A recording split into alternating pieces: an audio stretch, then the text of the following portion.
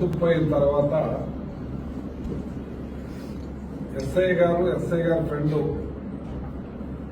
మాట్లాడుతున్న సంభాషణ అంతా కూడా విన్నాను. 2-3 సార్లు విన్నాను. చాలా బాధ అనిపించింది. అతని ఆవేదన అంతా ఇంత కాదు, చాలా ఆవేదన పడ్డాడు. ఆ మనిషి అలా చేసుకోవటానికి సిద్ధమయ్యాడంటే ఎంత హృదయం నలిగి ఉంటాడో, ఎంత బాధపడి ఉంటాడో. చిన్న పిల్లలు, భార్య, వాళ్ళందరినీ కూడా వదిలి అతను ఆ రకంగా చేసుకోవడానికి కారణానికి ఇదయ్యారంటే హృదయ వికారమైన బాధ కలిగింది. తట్టుకోలేకపోయాడు. చాలా బాధ అనిపించింది. అతను పోలీసు ఉద్యోగం అంటే చాలా ఇంట్రెస్ట్ తెలుసుకున్నాను. బీటెక్ చేశారు, వాళ్ళ భార్య కూడా బీటెక్ చేసింది.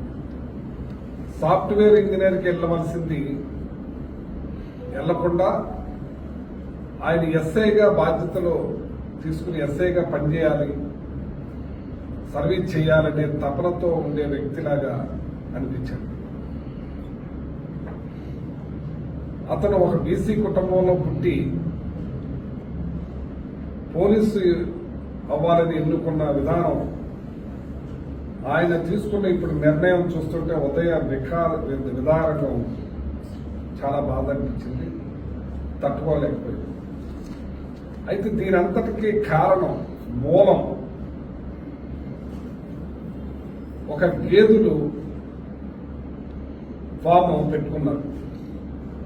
బల్లిపాడి నుంచి ఒక ఏల్పూరికి సంబంధించిన వ్యక్తి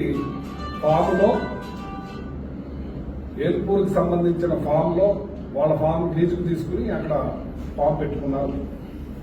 ఆ ఫామ్ని ఖాళీ చేయమన్నప్పుడు నేను వేరే చూసుకుని ఖాళీ చేస్తానని చెప్పడం, ఈ లోపల ఆ ఫామ్కి సంబంధించిన వ్యక్తి ఆ గేదెలను తీసుకెళ్లి ఆ బఫెల్లో వదకి అమ్మేయటం,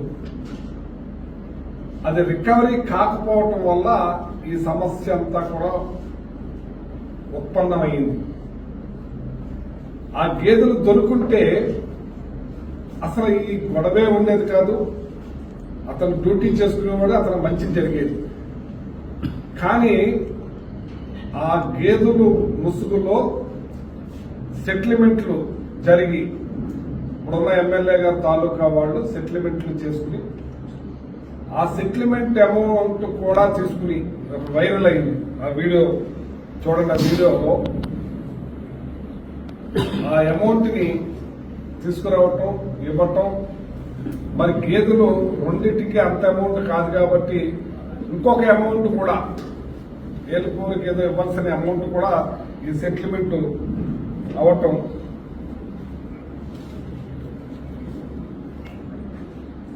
చూడండి.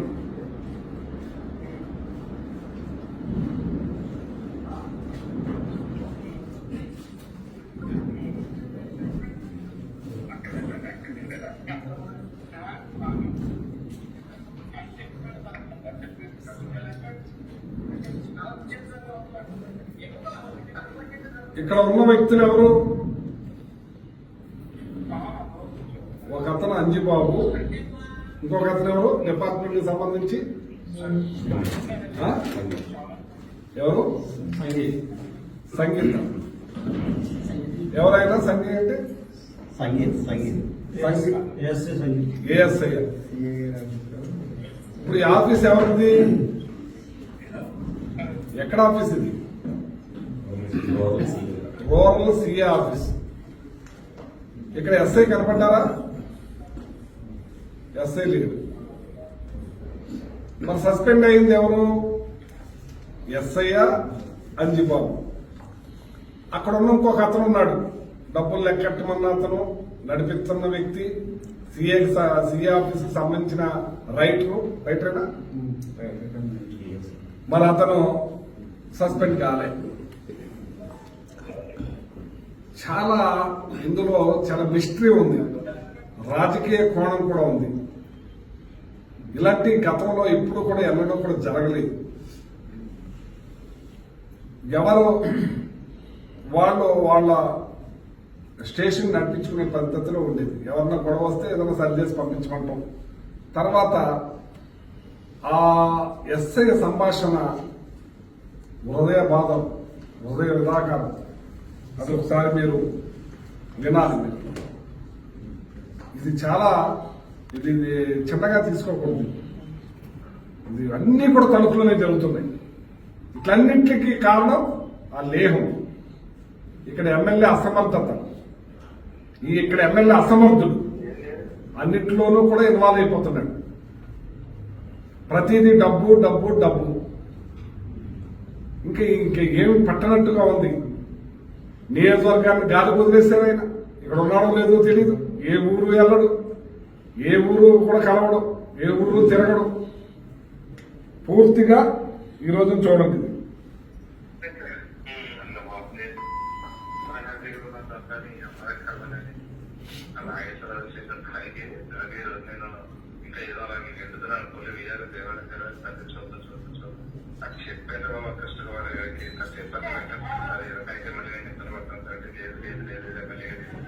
ఎమ్మెల్యే గారు చెప్పాడన్న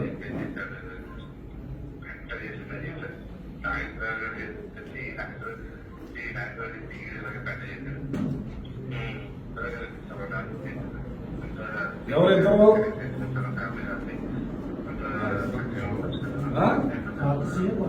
పాత సీఏ కొత్త సీఏ మధ్యలో ఏమన్నాడు ఎమ్మెల్యే.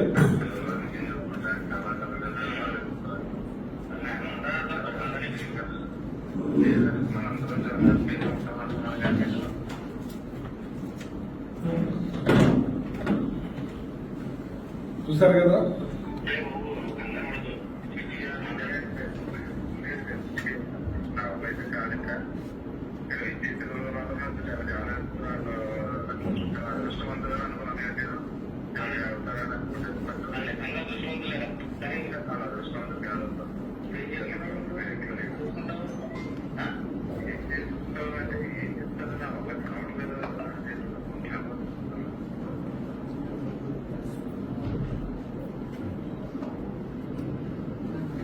ఇది పరిస్థితి. ఆ ఎస్ఐ బాధ ఉంటే కళ్ళంతా నీళ్ళు వస్తుంది. కానీ ఇక్కడ కర్కశంగా దుర్మార్గంగా ప్రాణాలంటే లెక్కలేదు. సెటిల్మెంట్ ఎవరు చేశారు? ఫస్ట్ ఎక్కడ జరిగింది? తెలుగుదేశం వాళ్ళ ఊర్లో, తెలుగుదేశం వాళ్ళతో. తర్వాత సిఏ, రూరల్ సిఏ ఆఫీసు చుట్టుకున్నది.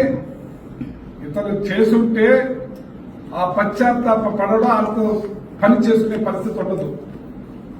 కానీ సంబంధం లేని వ్యక్తిని ఇరికించి ఇతను కనీసం ఎక్కడోసారి పోస్టింగ్ ఏదో ఈస్ట్ గోదావరి కోరుకున్నాడు, ఈస్ట్ గోదావరి ఇచ్చేసి ఉంటే ఆ ప్రాణం నిలబడేది. ఇవాళ డిఐజీ గారి పేరు చెప్తున్నాడు, ఇద్దరు సీఎం పేరు చెప్తున్నాడు, ఎమ్మెల్యే గారు. దీన్ని మరి డిఐజీ గారు మరి ఎంతో మందికి ఇంకా పోస్టింగ్లు ఇవ్వలేదు. సీఏలు వీఆర్లో ఉన్నారు, ఎస్ఐలు వీఆర్లో ఉన్నారు. వాళ్ళని బాధ వర్ణాతీతంగా ఉందనేది నేను తెలుసుకున్నాను రాత్రి నుంచి పొద్దున్న లోపల. ఇటువంటి పరిస్థితి రాకూడదు, ఇటువంటి పరిస్థితి ఎవరికి ఉండకూడదు, ఎవరిని బాధ పెట్టకూడదు. ఇవాళ మనకు డ్యూటీ అవసరం, లా అండ్ ఆర్డర్ అవసరం. వీళ్ళందరినీ వీఆర్లో పెట్టి ఈ ప్రజలను ఏం చేద్దామని అంచేత డిఐజీ గారు మీద చెప్తున్నాడు అతను, అలాగే ఇద్దరు సీఎల్ పేరు మీద చెప్తున్నాడు, ఎమ్మెల్యే గారు చెప్తున్నారని చెప్తున్నాడు. అంచేత దీన్ని పూర్తిగా మరి అతనికి న్యాయం జరగాలంటే, ఆ కుటుంబానికి న్యాయం జరగాలంటే, ఆ పిల్లలను చూస్తుంటే బాధగా ఉంది. అతను ఎంత బాధపడుతున్నాడో పిల్లలు భార్య గురించి ఆవేదన చెందుతున్నాడు. నేను చెయ్యని పనికి నన్ను బలి చేశారు, నన్ను ఇరికించారని చెప్పి అతను బాధపడుతున్నాడు. చాలా ఆవేదన చెంది మరి ఆయన ఈ కారణం తీసుకున్నందుకు చాలా బాధగా ఉంది. అంటే వెంటనే దీని మీద సిట్ ఎంక్వైరీ కానీ ఇంకా ఏదైనా జ్యుడిషియల్ ఎంక్వైరీ కానీ దీన్ని క్లియర్ గా వెలికి తీయవలసిన బాధ్యత ఉంది. ఎందుకంటే ఇక్కడ జరుగుతున్న అన్యాయం ఎంత కాదు తణుకులో.